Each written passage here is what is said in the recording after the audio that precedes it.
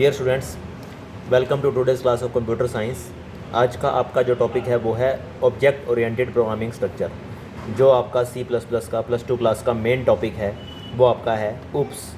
तो इसके अंदर सबसे पहला जो टॉपिक है उसका नाम है क्लास। क्लास क्या है? ग्रुप ऑफ ऑब्जेक्ट्स, ऐसे ऑब्जेक्ट्स का समूह that have common properties and behaviour, जिनकी प्रॉपर्टीज़ और बिहेवियर सेम है, या हम ये कह सकते हैं सिमिलर, एक ही तरह के ऑब्जेक्ट्स की कलेक्शन को हम क्या बोलेंगे? क्लास। तो ऑब्जेक्ट क्या है जिससे मिलकर हमारी क्लास बनती है? Object is the instance of A class. Instance मतलब पार्ट, उसका एक भाग, किसी पर्टिकुलर समय पे उसकी क्या वैल्यू है। उसके बाद C++ के अंदर जो बड़ी इंपॉर्टेंट चीज़ है वो है विजिबिलिटी मोड, उसके एक्सेस स्पेसिफायर। विजिबिलिटी मोड मतलब देखने का तरीका, और एक्सेस स्पेसिफायर मतलब उसको एक्सेस करने का तरीका। 3 विजिबिलिटी मोड C++ ने हमें दिए, पब्लिक, प्राइवेट एंड प्रोटेक्टेड। पहला आपका है पब्लिक।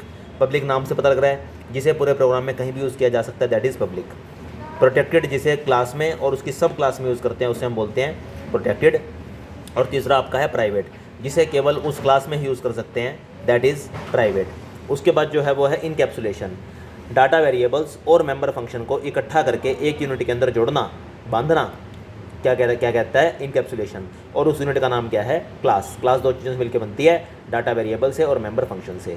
ये जो टॉपिक्स हैं ये सारे बड़े इंपॉर्टेंट टॉपिक हैं, आप इनको ध्यान से समझेंगे, याद करेंगे, क्योंकि आगे आने वाले टाइम में इनका बड़ा यूज़ होगा। Data abstraction, to view the essential things, main चीज़ों को दिखाना, without including the background detail, background detail को छोड़ देना, क्या कहलाता है? एब्स्ट्रैक्शन। जैसे स्विच बोर्ड है, आपने बटन दबाया, पंखा चल गया, अंदर तारें कैसे जुड़ी हुई हैं आपको उससे कोई मतलब नहीं है। कैलकुलेटर में आपने उंगलियां मारी और आपका रिजल्ट आपके सामने आ गया, आपको नहीं पता कि कैसे अंदर इसके मैकेनिज्म क्या है, उसका आपको कुछ नहीं पता। उसके बाद आपकी है इनहेरिटेंस। इनहेरिटेंस ही बड़ी इंपॉर्टेंट चीज़ है। एक क्लास की प्रॉपर्टी कि वो दूसरी क्लास की प्रॉपर्टी को इनहेरिट कर सके, उसे हम बोलेंगे इनहेरिटेंस। जैसे ए और बी दो क्लास हैं, ए को हम कहेंगे सुपर क्लास या बेस क्लास, और बी को हम कहेंगे सब क्लास या ड्राइव क्लास। जैसे एक व्हीकल क्लास है, हर एक व्हीकल की कुछ प्रॉपर्टी हैं, तो व्हीकल के दो भाग हैं, 2 व्हीलर और 4 व्हीलर। तो जो प्रॉपर्टी व्हीकल की हैं वो 2 व्हीलर और 4 व्हीलर में इनहेरिट होकर ऑटोमेटिकली आ गई हैं।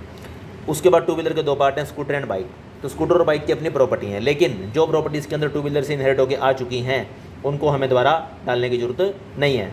4 व्हीलर की भी दो प्रॉपर्टी हैं, दो पार्ट हैं, कार एंड बस। तो कार की अपनी प्रॉपर्टी है, बस के ऊपर ही प्रॉपर्टी है। तो जो प्रॉपर्टी ऊपर से इनहेरिट होकर इसमें आ चुकी हैं उनको हमें दोबारा बनाने की ज़रूरत नहीं है। तो this concept is called reusability. बड़ा इंपॉर्टेंट पॉइंट है ये कि रीयूजेबिलिटी, एक चीज़ को एक बार बना के बार बार इस्तेमाल करवाना। एक पार्ट हो रहा है पॉलीमॉर्फिज्म, एक ही चीज़ को अलग अलग तरीके से इस्तेमाल करवाना, क्या कहलाता है? पॉलीमॉर्फिज्म। जैसे कार्बन है, कार्बन की एक फॉर्म तो ग्रेफाइट है जो कि बहुत ही सॉफ्ट होती है, और एक फॉर्म डायमंड है जो कि बहुत ही हार्ड होती है। प्लस है, प्लस एक ऑपरेटर है, उसको हम नंबर्स पे लगाएं, 5 + 7 12, उसको हम न्यू दिल्ली पे लगाएं तो new plus Delhi new Delhi. तो पॉलीमॉर्फिज्म जो आपका है वो दो भाग का है, compile time and run time.